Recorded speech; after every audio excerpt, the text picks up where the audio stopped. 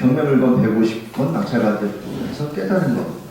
이게 제가 쓴 건데요. 제가 진짜 150건을 낙찰 받아봤어요. 그리고 제 소개를 잠깐 하면 제가 경매를 언제부터 했냐면은 사실 그 업으로 한다는 거 전문적으로 제가 직장을 포기하고 한 게 2008년부터예요. 2008년부터 사업자 등록을 내고 경매 전문 부동산을 했어요. 그전에는 뭐 했냐? 평범한 직장인이었어요. 직장을 다녔습니다. 직장 다니면서 일반인들하고 똑같이 이제 직장 생활을 하면서 돈을 벌었는데, 직장 생활 해보시니까 아시겠지만 늘 고정적인 월급으로 안정된 생활을 하지만 내가 목돈을 못 만들어요. 그래서 사실 쓰기 바쁘죠. 생활 저축하는 것도 좀 사실 힘들고, 흑수저들, 금수저들 있잖아요. 저는 이제 보면 사실 흑수저거든요.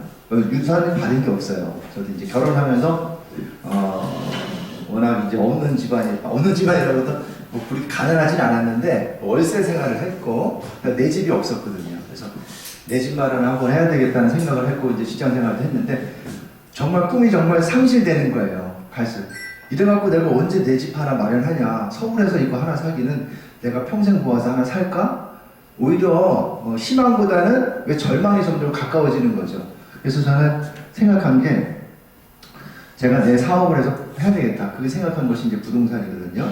그리고 제가 한 거는 전공은 제가 법이에요. 법학을 했어요. 그래서 취업도 어디 쪽에서 했냐면 법무팀 쪽에서 했어요. 기업체. 그러다 보니까 그쪽에서 하는 건 주로 어떤 일을 했냐면 채권 관리를 했거든요. 채권 관리라는 거는 거래처들 돈 주고 못 받은 것들 그걸 이제 회수하고 뭐 안 주면 어떻게 해요? 그 사람 그 기업체 부동산에 경매 붙이거든요. 그러려면은 일단 거래처들 할 때는 담보를 잡아요. 뭐 은행에서 돈 빌려주고 담보 잡는 것처럼 거래처에서 물품 주고 담보 잡거든요.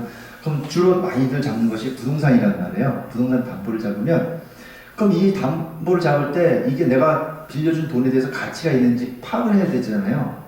그래서 기본적인 가치 파악을, 담보 가치 파악을 해야 되고 또 돈을 안 갚았을 때 거기서 독촉해서 경매를 붙여서 가져가야 되는데 그런 일을 하다 보니까 아무래도 좀 제가 경매 쪽에서 더 이제 유리했던 것 같아요. 그리고 좋은 물건들은 내가 해야 되겠다. 좋은 물건들 이런 생각 갖고 있는 거고요. 늘 마음속에. 근데 직장인 다니다 보니까 늘 직장에서 생활을 해야 되고 내가 내 시간적으로 경매를 하려면 법원에 가야 되잖아요. 그런 시간 내기가 상당히 어려운 거예요. 그래서 그거 그만두고 하기에는 너무 위험성이 크고 돈을 벌어야 되니까 할 수 있는 게 뭐냐면 생각해 본 게 공매를 했어요. 공매는 여러분들 아시겠지만 직접 법원에 가지 않아요. 인터넷으로 입찰을 해요. 공매는 특히 자산관리공사에서 압류된 것들 있잖아요. 왜 세금을 안 내면 국가에서 압류해서 자산관리공사에다 위탁을 해서 거기서 그 전산으로 전자 입찰을 해서 낙찰을 받게 해요. 그래서 월요일부터 수요일까지 기간 입찰을 하고 그러면은 직장에서도 얼마든지 근무 시간에도 입찰을 할 수가 있거든요. 그리고 뭐 결과도 안 가도 되고. 그래서 이제 그런 걸로 이제 좀 몇 건을 이렇게 했어요. 그리고 현장은 가봐야 되는데 현장은 언제 가보냐면 주말에 쉬는 날 있죠. 그때 가보는 거예요. 땀땀이. 그래서 이제 제가 2000년부터 조금씩 이렇게 좀 내 일을 하면서 개인적인 투자하면서 과감하게 이제 해야 되겠다는 게 왜 실패를 해도 젊어서 하는 게 더 좋겠다. 나중에 나이 들어서 실패하면 더 일어서기 힘들잖아요. 자신감도 많이 상실하고. 그래서 이제 집사람하고 상의한 것이 그래 나와서 과감히 자기 하고 싶은 거 해라. 하고 시작한 것이 저는 이제 부동산 경매 전문 중개사무소, 중개죠. 컨설팅. 제가 공인중개사 자격증을 사실 직장 다니면서 땄어요. 따고 거기서 준비를 한 거예요. 조금씩. 그래서 나와서 전문으로 했는데 거기에서 처음 시작한 것이 어디냐면 인도 번역이에요. 인도만. 제가 이제 서울에서 직장 다니다가 처가댁이 이제 이쪽에 의왕 쪽에 있다 보니까 이쪽으로 내려오면서 인도 쪽에 했는데 거기서 개업하면서 저만의 이제 컨설팅이나 제가 이제 경매가 했던 것들 이런 것들을 이제 부딪히면서 하나하나씩 현장 가고 분석하고 하는 것들을 갖다 이제 정리를 한 거예요. 회사 다니면서 이런 했던 것들을 갖다 실무에서 또 해야 되니까 남들도 컨설팅 해주고 저도 제 물건을 입찰을 하고 쭉 하면서 지금까지 왔는데 실제로 따져보니까 한 150건을 지금 낙찰을 받았더라고요. 지금까지 2008년부터니까 15년 됐죠. 지나온 걸 보니까 메모를 해보니까 엄청 많은 것들을 제가 좀 이렇게 경험을 했더라고. 근데 저보다 더 많이 한 사람도 많아요. 숨은 제 고수들도 많이 있고요. 굳이 드러내질 않아요. 그래서 사실 낙찰받은 거는 중요해요. 아시는 분은 아시겠지만 바로 입찰해서 낙찰받는 거 쉽지 않거든요. 여러 번 입찰을 해야지 낙찰을 돼요. 내가 그 물건을 또 하나 입찰하기 위해서는 그 현장을 가고요. 그 물건 분석들을 이렇게 많이 공부를 해야 되거든요. 그런 과정들이 얼마나 많았겠어요. 그런 것들이. 그러다 보니까 사례들을 굉장히 많이 접했어요. 그래서 여러분들한테 공부를 할 때, 이렇게 공부를 하라고 하시면 상당히 도움이 될 것이고, 여러분들이 10년 공부할 거를 사실 1년으로 공부하실 수 있는 기간이 돼요. 제가 이제 이 150건 낙찰받았다고 했는데, 진짜 말로만 하는 건지 진짜인지 한번 좀 밝혀봐라. 그러실 수 있잖아요. 그래서 제가 실제로 낙찰받은 물건들 있잖아요. 사건 번호가 있어요. 사건 번호를 제 블로그에 내가 다 올려놨어요. 이제 그거 사건 번호 보시면 다 아시잖아요.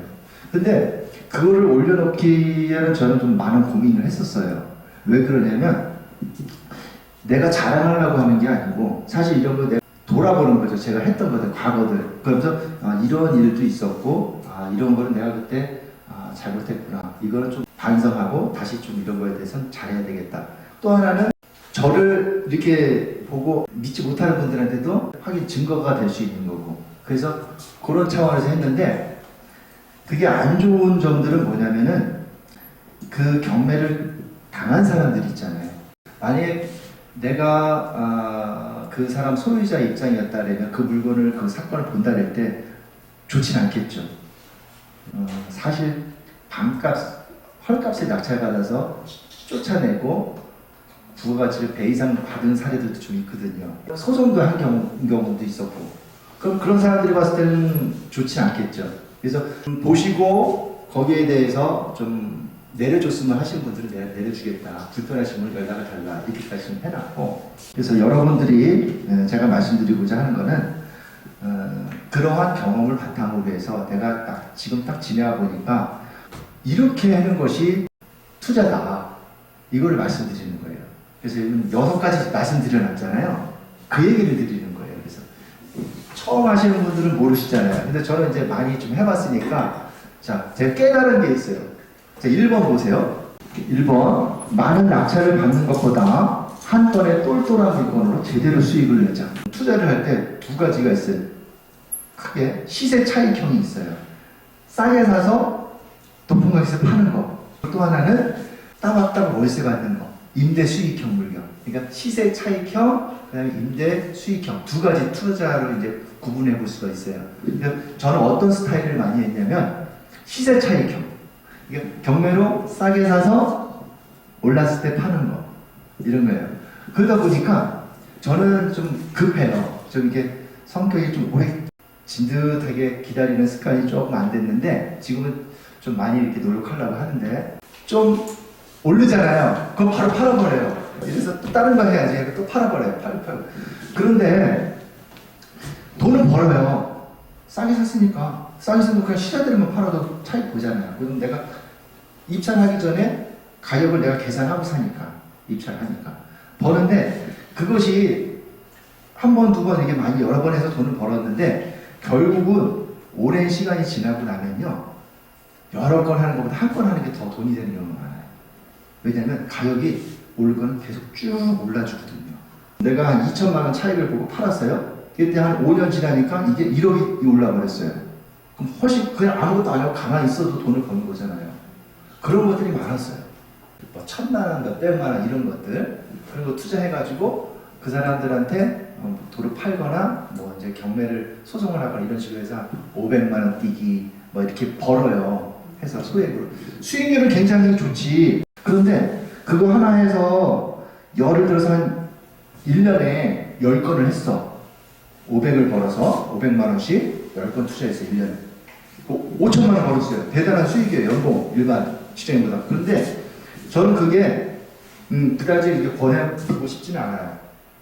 차라리 그럴 바에야 한 건짜리를 제대로 해서 하나를 5천짜리 받아라. 그게 효율적이고 내가 시간과 비용을 절약할 수 있다. 그렇게 하고 싶은 사람들은 돈이 없으니까 소액으로 투자를 했잖아요. 돈이 있는 사람도 좀 큰 거 하겠지. 그러면 돈이 없을 때는 그렇게 하지만 그거를 습관돼서 계속 그렇게 하시면요. 그 생활 쪽에 젖어들어요. 그래서 늘 그것만 하게 돼. 내가 지난 옛날부터 보니까 소액 투자로 이렇게 벌어주신 분들, 그 다음에 그 물건들 하신 분들은 맨날 그런 물건, 그 금액대별로만 계속 하시더라고요.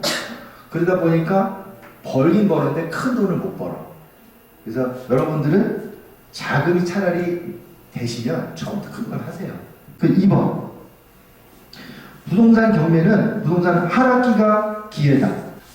부동산을 이렇게 보면 상승했다, 하락했다 이렇게 반복을 해요.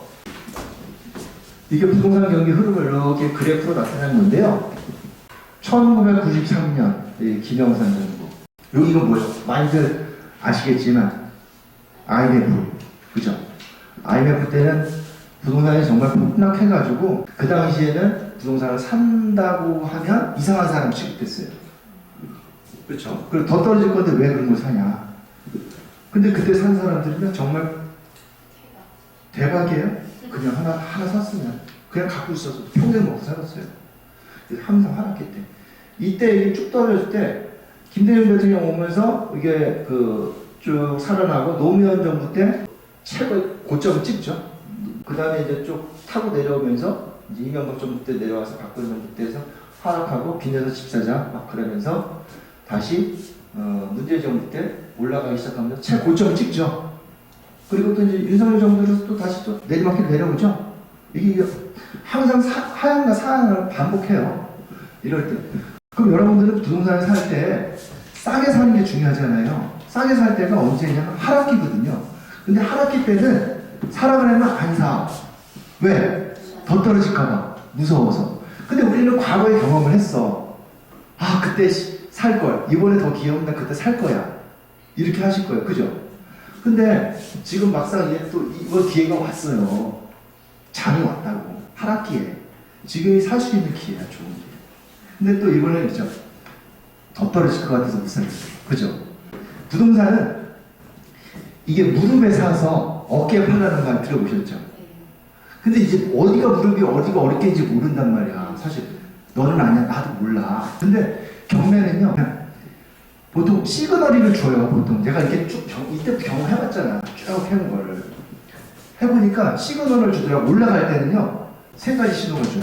첫 번째 규제 완화. 규제를 풀어줘요. 규제를 풀어줘요. 만약에 거꾸로 막 올라갈 때는 규제를 강화하잖아요. 규제를 강화하죠. 그 다음에 두 번째 전세 가격이 올라가요. 전세 가격이 올라가면서 집값을 밀어 올려요. 그리고 세 번째 금리 인하. 금리가 떨어져요. 이거 3가지가 만들면요 집값은 상승합니다. 그러면 요 신호음을 해야 되겠다 이렇게 생각하시면은 맞죠? 네. 근데 그 신호가 오면 어떻게 보면 늦을 수 있어요. 딱 오면 이미 그때는 치고 또 올라가. 내가 산 타임을 놓칠 수가 있어. 일반적으로 아파트가 한 30%에서 40% 빠졌잖아요 지금. 이럴 때는요 좋은 물건들은 여러분들이 그냥 저가에 입찰을 하세요. 그게 잘 사야 돼. 이게 아무 물건이나 사시면 안 돼. 남들 좀 선호하고 올라갈 만한 물건들 있잖아요. 그런 물건들을 사셔야지. 싸다고 해서 아무거나 사시면 그거 그냥 계속 갖고 가시는 거야. 제일 무서운 게 뭐냐? 안 팔리는 거. 평생 내 거. 그거 실패 투자예요. 그래서 좋은 물건들을 잘 고르셔서 사는 거. 그것이 중요한 게 뭐냐면 그 공부하는 게 물건 분석이라고 해요. 물건의 가치를 보는 분석. 그게 물건 분석. 그게 중요합니다. 3번. 한 건의 똘똘한 물건을 낙찰받았으면 바로 되팔아 수익 내는 것보다 오래 보유하면 더 큰 수익이 되더라. 제가 아까 말씀드렸죠. 그래서 좋은 물건들은 바로 팔지 말고 한 번 더 갖고 가시는 거 그거 한 번 더 생각을 해보시고요. 그리고 4번. 많이 낙찰을 받아 수익을 보더라도 한 건의 잘못된 실수로 모든 것을 잃어버릴 수가 있다.